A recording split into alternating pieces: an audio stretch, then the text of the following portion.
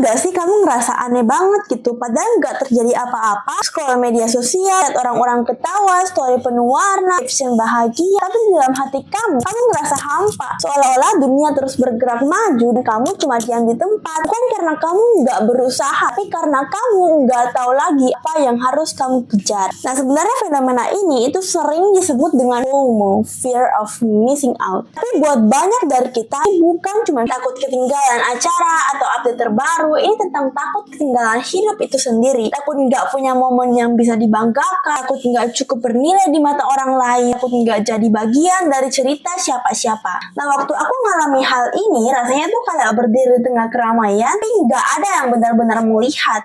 Tiap hari melihat pencapaian orang lain, hidup mereka yang tampak terarah, pertemanan mereka yang solid, dan pencapaian mereka yang seolah nggak ada habisnya. Sementara aku masih di titik tanya, aku ini siapa? Dan aku ini buat apa? Nah, di saat seperti itu, aku berhenti bukan karena menyerah, tapi karena aku capek terus lari tanpa arah. Lalu aku buka waktu doa yang sudah lama aku abaikan. Aku baca ulang firman Tuhan yang dulu terasa biasa aja, tapi hari itu terasa lain. Nah, kata-katanya tuh ngomongnya gini, jangan takut sebab aku menyertai engkau. Nah, ini tuh diambil dari Yesaya 41 ayat 10.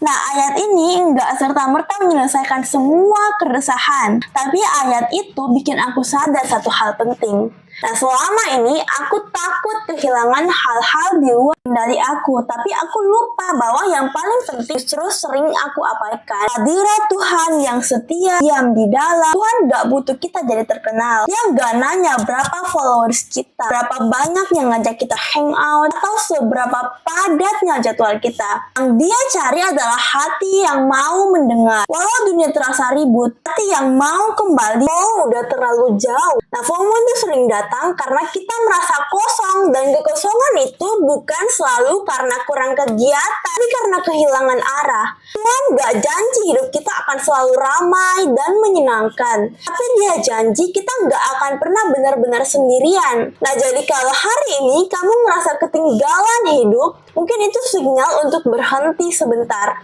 Bukan buat mengejar yang di luar, tapi buat menyapa kembali yang di dalam. Karena Tuhan gak pernah ketinggalan untuk hadir di dalam hidup kamu. Justru Dia sering nunggu kita di tempat yang sunyi, yang sering kita hindari. Terima kasih udah nonton video ini.